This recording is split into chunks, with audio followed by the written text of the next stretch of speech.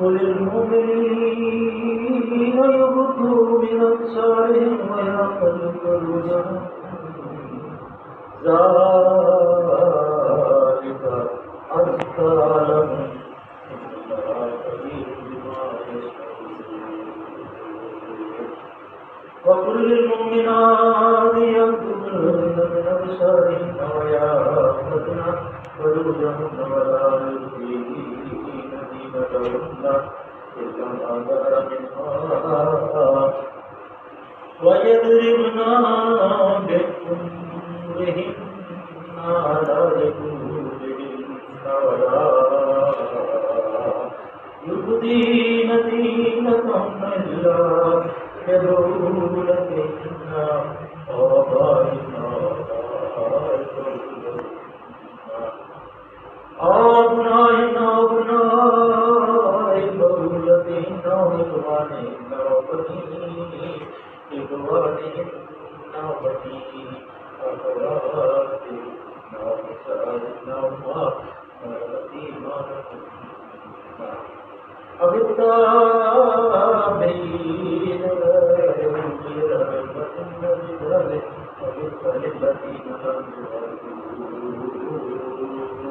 على أولاد النساء ولا يضربن بأرجلهن ليعلم ما يخفين من زينتهن وتوبوا إلى الله جميعا أيها المؤمنون لعلكم تفلحون صدق الله العلي العظيم وصدق رسوله النبي الكريم ونحن ولا من الشاهدين والشاكرين والحمد لله رب العالمين.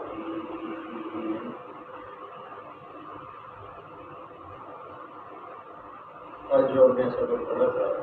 اس میں اللہ کی باتیں غریب نے کسی کے واسطے میں مان جاتا ہے تو اس سے اجازت لینے کا طریقہ پھر اگر اجازت نہ ملے تو پھر اللہ تعالیٰ نے فرمایا تھا وہ کہ لوٹ جاؤ اور اس کے اوپر اس کے ساتھ کوئی آپ کے ساتھ کوئی ایسا معاملہ نہیں کہ اس میں انسلٹ ہو گئی ہے. اگر وہ اس آدمی کو تقریر چاہتا ہے مجھے اس کو تقریر نہیں ہے کہ آپ سے ملاقات کر سکے تو زبانی طور پہ آپ کو جواب نہیں دینا چاہتا تو آپ لوٹ جائیں. اور اس میں اللہ تعالیٰ فرماتے ہیں اللہ بھی ماتا ہماری آپ لوٹ جائیں اور وہ بات کا رکھو یہ تمہارے لیے بہت حقیقی کی بات ہے اور اللہ علیم ہے ہر عمل سے اللہ آگاہ ہے. آج اللہ تعالیٰ نے فرمایا کہ جن گھروں میں کوئی آدمی نہیں رہتا جیسے بازار ہیں عبادت خانے ہیں یا ڈاکخانے ہیں کارخانے ہیں دکانیں ہیں اگر وہاں آپ چلے جائیں داخل ہو جائے بغیر غیر مشغول کی یا بتاؤ اللہ وما تفعلون اگر رہنے کی جگہ نہ ہو اور تمہارے رہنے کے کام ہو تو کوئی حرج نہیں ہے کہ تم بغیر اجازت کے بھی وہاں چلے جاؤ. اور جو تم کچھ ظاہر کرتے ہو اور جو کچھ چھپاتے ہو سب کی اللہ کو خبر ہے. یہ جو بیسک نکتہ ہے یہ انسان کے علم میں ہونا چاہیے کہ اللہ عالم بنا تو دنیا جو کچھ ہم ظاہر کرتے ہیں وہ بھی اللہ جانتا ہے اور جو کچھ ہم چھپاتے ہیں وہ بھی اللہ جانتا ہے. اللہ دلوں کی کیفیت کو جانتا ہے. اس لیے ہمیں کوشش یہ کرنی چاہیے کہ ان آداب کا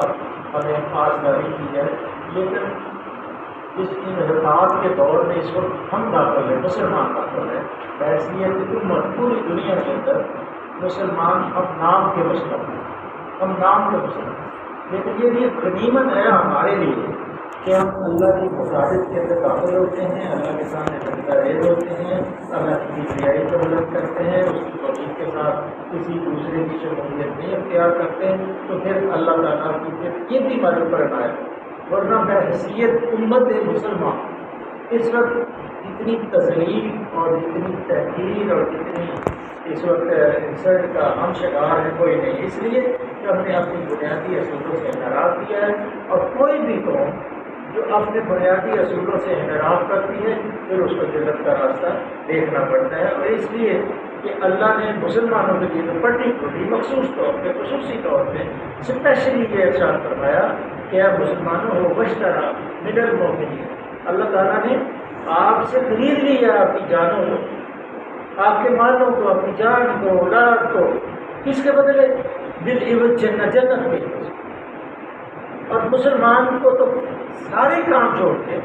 اس جنت کا افزانہ، اس قیمت کو ادا کرنا ہے، اور وہ قیمت کیا ہے؟ جو سورۃ توبہ کے اندر ہم نے پڑھا کہ وہ اللہ کے راستے میں جہاد کرنا ہے، حق کا جہاد ہے ہی جو جہاد کرنے کا حق ہے۔ اور وہ جہاد کیا ہے؟ کہ لوگوں کو راہ راست پہ لانا ہے، لوگوں کو تبلیغ کرنی ہے، دعوت دینی ہے کہ یہ اللہ کا راستہ ہے، اس راستے پہ آ جائے اور اللہ کی حکومت کو قائم کرنا ہے۔ لیکن یہ سارے جو معاملات ہیں ہم بھول گئے ہیں، اور اس لیے ہم کاموں کو یہ مار رہے ہیں، دیکھ عزتوں کی طرح ہمارا کوئی وزن نہیں ہے، بلکہ جو چیز دنیا کی جو کفر قومیں ہیں، کافر قومیں ہیں، وہ جو ہم سے مروانا چاہتی ہیں وہ مار کے چلے جا رہے ہیں۔ کیونکہ بنیادی طور پہ جو ہمارے حکمران ہیں، جیسے کہ پیچھے ہم نے پڑھا کہ اللہ تعالیٰ کی ذات کریم جب کسی قوم کو ذلیل و رسوا کرنا چاہتی ہے تو اس کے جو مترفین ہیں، جو سرمایہ دار ہیں، ان کے اندر برائیاں پیدا کرتے ہیں۔ اب جتنے ہمارے حکمران ہیں یا جتنے ہمارے سرمایہ دار ہیں، 2، 4، 5%، 10% ہو گئے، وہ سارے جو اس حکومت کے اعلان اقتدار کے اوپر قابل ہیں، یا کارخانوں کے قابل ہیں، زمینوں کے قابل ہیں، یا جو دوسری جگہوں کے قابل ہیں، وہ سارے بگاڑ کا شکار ہیں، اور دین کے علم سے کوئی 0.کچھ% شاید آگاہ ہو، باقی سارے دین کے علم سے بالکل بغیر ہیں۔ اس لیے یہ برائیاں بڑھتی جا رہی ہیں، اور قیامت کی جو نشانیاں ہیں وہ پوری ہوتی جا رہی ہیں، کیونکہ آفات جتنی بھی آ رہی ہیں وہ مسلمانوں کے اوپر آ رہی ہیں، اور مسلمان جو ہیں وہ اس چیز کو سمجھتے نہیں، جیسے پہلے بھی میں نے ایک دفعہ عرض کیا تھا کہ زوال بندر مومن کا بے زری سے نہیں، سبب کچھ اور ہے جسے تو سمجھتا ہے۔ سبب یہ ہے کہ ہم نے عہد شکنی کی، اور اس عہد شکنی کی سزا ہے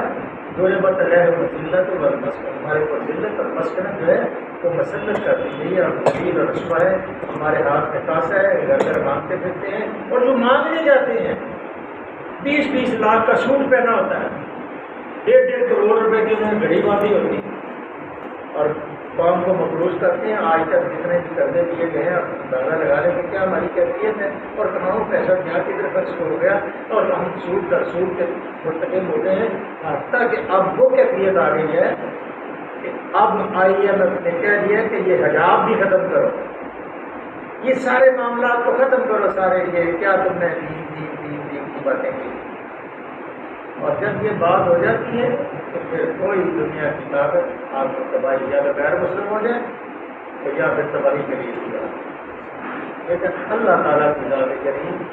عقید پیدا ہے، وہ اپنی چال چل رہے ہیں، اللہ اپنی چال چل رہے ہیں۔ ہو سکتا ہے اللہ کو اس میں سے کوئی مجاہد پیدا کر دے جس کے لوگ پیچھے متفق ہو جائیں۔ ابھی تو ہم گروہ در گروہ ہیں،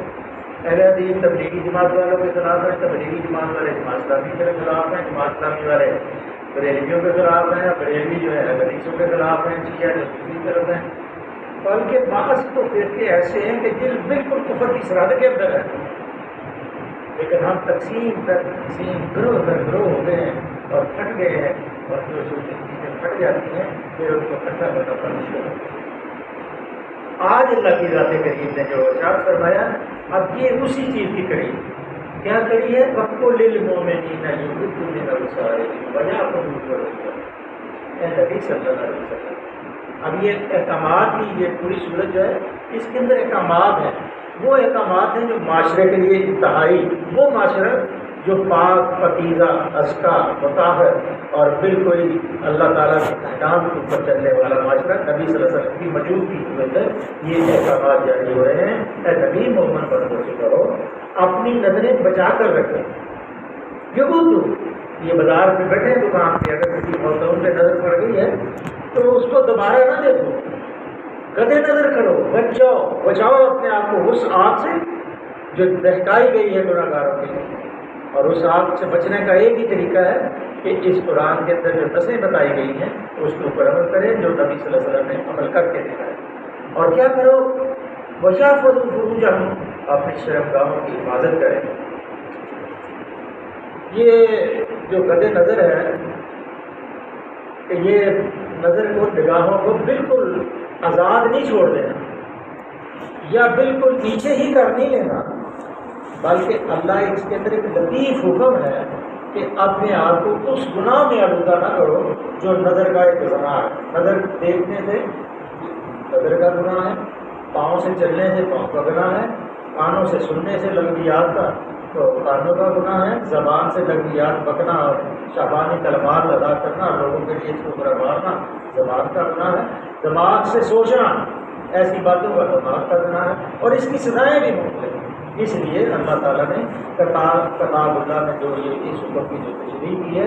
اس میں اللہ کے رسول صلی اللہ علیہ وسلم نے بہت ہی بہترین. آدمی کے لیے یہ بات حلال نہیں ہے کہ وہ اپنی بیوی اور اپنی محرم خواتین کے سوا کسی دوسری عورت کو نگاہ بڑھ کے دیکھے. ایک دفعہ اچانک نظر پڑ جائے وہ معاف ہے، لیکن معاف نہیں ہے کہ آدمی نے پہلی نظر میں جہاں کوئی کشش جگہ دیکھ لی ہے پھر بار بار اس کو دیکھتا ہے. ایک دفعہ اگر خدا نہ خواستہ ایسی بات ہوگی تو نظر کی بات ہے تو بچ سکتا ہے تو بچ جائے. نبی صلی اللہ علیہ وسلم نے اس طرح کی دیدہ بازی کی آنکھ کی بدکاری سے کر دی. اس طرح دیدہ بازی کو نبی صلی اللہ علیہ وسلم نے آنکھ کی بدکاری فرمایا. اسی طرح آپ کا ارشاد ہے کہ آدمی اپنے تمام آواز سے زنا کرتا ہے. ہاتھ لگانا، ناجائز مقصد کے لیے چلنا، ہاتھ پاؤں کی زنا ہے اور بدکاری کی، یہ ساری تمہیدیں جب پوری ہو چکی ہیں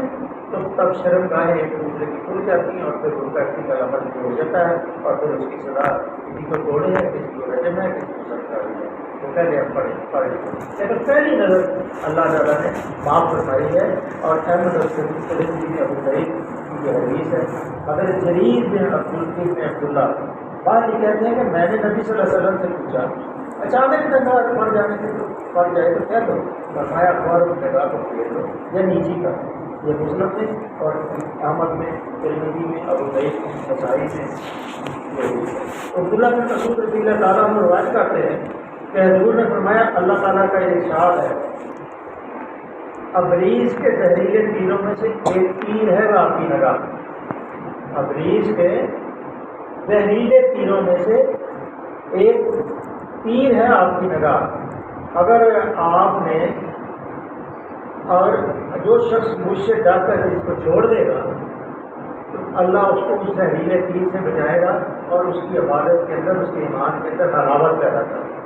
ایک بہت بڑا انعام ہے. ذرا کر کے دیکھ لیں، اللہ تعالیٰ جب آپ اس کو اس تزکیے کو اختیار کریں گے تو پھر اللہ تعالیٰ آپ کو آپ کے ایمان کے اندر ترقی کرے گا اور پھر آپ ایمان کی حلاوت کو بھی، ایمان کا مزہ بھی کریں گے. اور جس مسلمان کی نگاہ کسی عورت کے حسن پر پڑے اور وہ نگاہ ہٹا لے تو اللہ اس کی عبادت کے اندر لطف اور لذت پیدا کرتے ہیں. یہ حدیثیں ہیں اس میں کسی دوسرے کی. جابر بن عبداللہ انصاری رضی اللہ تعالیٰ فرماتے ہیں کہ حجۃ الوداع کے موقع پر نبی صلی اللہ علیہ وسلم کے ساتھ پیچھے حضرت بدر عباس بن بدر بیٹھے ہوئے. حجۃ الوداع جو آپ نے یاد تھا جو نبی صلی اللہ علیہ وسلم نے کیا، ایک نیازہ آپ نے کیا تو راستے میں خواتین دیکھی تو آپ کی طرف نگاہ بڑھے دیکھنا شروع کر دیا تو آپ صلی اللہ علیہ وسلم نے حضرت پر عباس بن بدر کا منہ پکڑ کے اس کو پیچھے کی طرف کر دیا. اسی طرح ایک خاتون راستے میں ملی اور اس نے آپ کو حج کے بارے میں مسئلہ پوچھنا تھا تو حضرت عباس نے ان کی طرف گھومنا شروع کر دیا تو آپ نے منہ کے آگے ہاتھ رکھا کے بند کروائی اور کہا خبردار یہ بد نظر کی طرف ورنہ تو ظلم کے اندر شامل ہو گئے. اس سے کسی کو یہ غلط فہمی نہیں ہونی چاہیے کہ عورتوں کو کھلے منہ پھرنے کی عام اجازت تھی. نہیں، اجازت نہیں تھی، پردہ تھا، لیکن اس معاشرے کے اندر غیر مسلم عورتیں تھیں.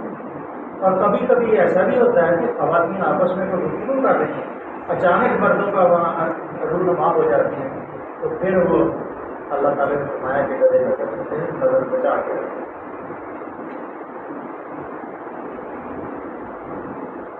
بچے کے اس خطے سے مسکان صرف وہ صورتیں جن میں کسی عورت کو دیکھنے کی کوئی حقیقی ضرورت. حضرت اگر مریض ہے اور ڈاکٹر کے پاس جاتی ہے تو وہ اس کو دیکھتا ہے تو وہ اس کو معاف ہے۔ اگر کسی نے شادی کرنی ہے تو لڑکی کو دیکھنا کم از کم نبی صلی اللہ علیہ وسلم نے فرمایا مستحب ہے، تاکہ بلکہ بعض صحابہ کا ذکر بھی یہاں فرمایا گیا ہے کہ آپ نے نکاح کے بارے میں پوچھا تو آپ نے کہا آپ لڑکی دیکھیے، اگر دیکھیے تو آپ کا نکاح اچھا ہو جائے گا ورنہ دیکھ۔ اسی طرح قدر بسر کے حکم کا منشا یہ بھی ہے کہ آدمی کسی عورت یا مرد کے صدر پر نگاہ نہ کرتے۔ اکثر ہم مگر کہ ہمارے سے یہ بے خوبی ہوتی ہے اور ہم یہ معاملہ کرتے ہیں، اور نہ مرد نہ عورت دونوں کسی کی صدر پر نگاہ نہ کرتے، بلکہ آپ صلی اللہ علیہ وسلم نے فرمایا برہنہ نہ رہو، تنہائی میں بھی برہنہ نہ ہو کہ اللہ کے دو فرشتہ تمہارے ساتھ ہیں، اور جب تم برہنہ ہوتے ہو تو ان کو شرم آتی ہے وہ پیچھے رکھتے ہیں۔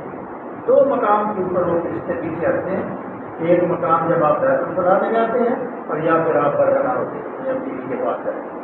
اس لیے اللہ کے رسول صلی اللہ علیہ وسلم نے فرمایا کہ یہ بچ کے رہو جن چیزوں سے۔ حضرت علی رضی اللہ کی روایت ہے کہ حضور نے مجھ سے فرمایا کسی زندہ یا مردہ انسان کی ران پر نگاہ نہ ڈالو۔ بحیقی میں اسی قسم کا ایک اور حصہ ہے، جسم کو بیوی کے سوا کسی کے سامنے کستر کھولنا حرام۔ حضرت فہد اسلمی جو صحابہ صبح میں سے صبح چبوترا ہے جو مکے مدینے میں گئے ہیں، نبی صلی اللہ علیہ وسلم کے روضہ اقدس کے ساتھ یہ تو بڑا سا ہے بنا ہوا جہاں کے اصحاب صبح بیٹھتے تھے اور تعلیم حاصل کرتے۔ فرمایا کیا تمہیں معلوم نہیں ہے ران چھپانے کے لیے قابل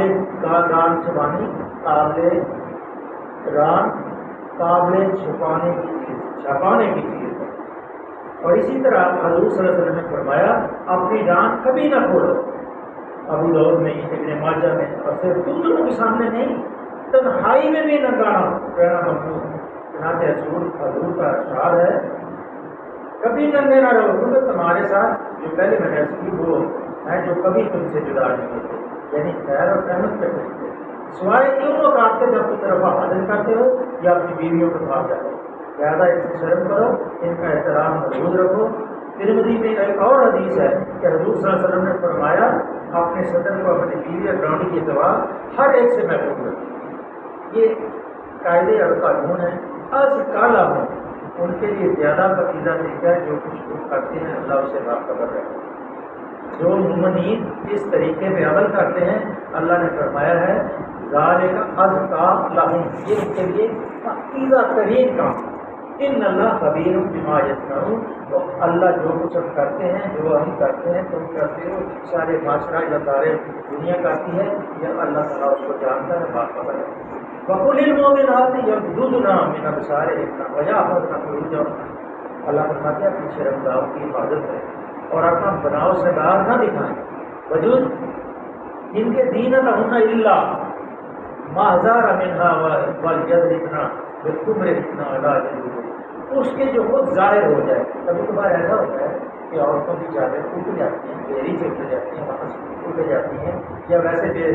بے توجہی کی وجہ سے اتر جاتی ہیں، تو وہ اللہ نے معاف فرمایا ہے۔ اللہ نے اپنے سینوں کو اور اپنی اوڑھنیوں کو اپنی اوڑھنیوں کے جنوب کے اوپر آنچیں ڈالے رکھتے ہیں۔ پھر فرمایا بلا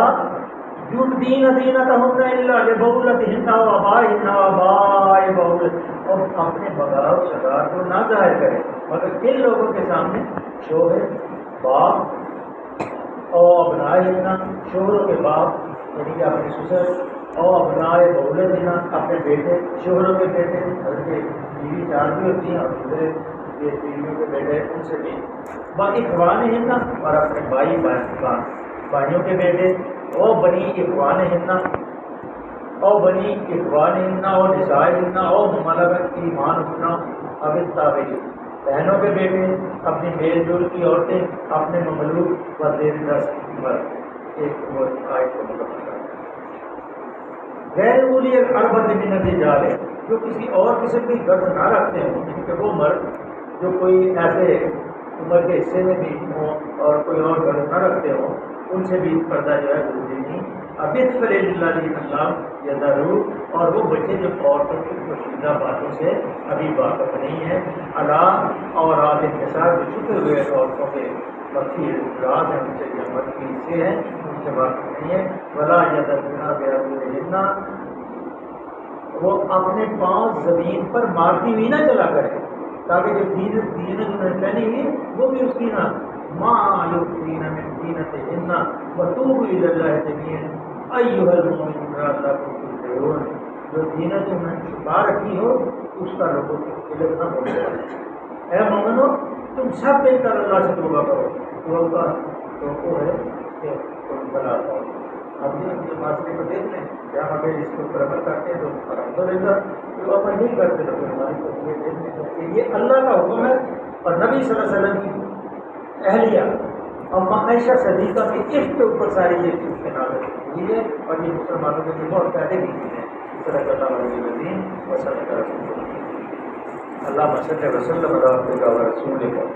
و حبیب سیدنا محمد نبی الامی وعلی آلہ وصحبہ وسلم۔ اللہ قرآن کو پڑھنا، اللہ اس کو قبول کرنا، اللہ اس کو ہمیں سمجھانا، اللہ ہمیں ایسا بنانے کے لیے پسند کرتے ہیں، اللہ ایسا بنانے کے لیے زبان ایسی عطا فرمانے کے دینے پر بھی تکن کرتے ہیں۔ اللہ آنے والے مسائل اور مشکلات سے بچا، اپنے حبیب کی اطاعت نصیب فرما اور اپنا خوف عطا فرما،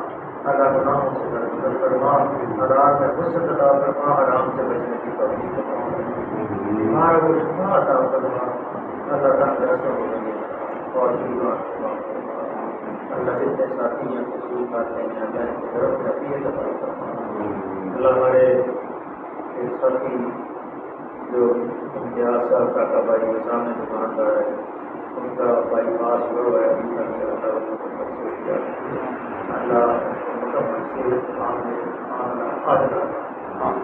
صلی اللہ علیہ وسلم۔